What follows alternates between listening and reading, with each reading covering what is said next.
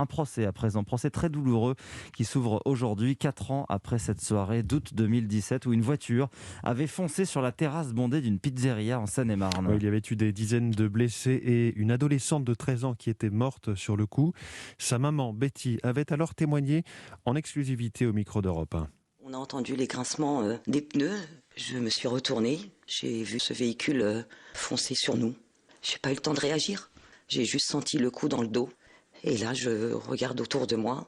La première personne que j'ai vue, c'était ma fille, qui était juste à la droite de la voiture, sur le ventre. J'ai senti qu'elle était partie.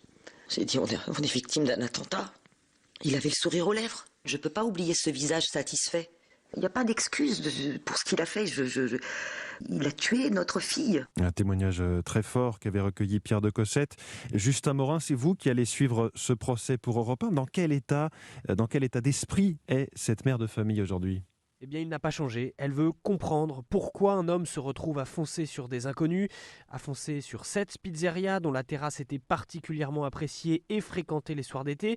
Avait-il l'intention de faire un maximum de victimes ? Dans quel but ?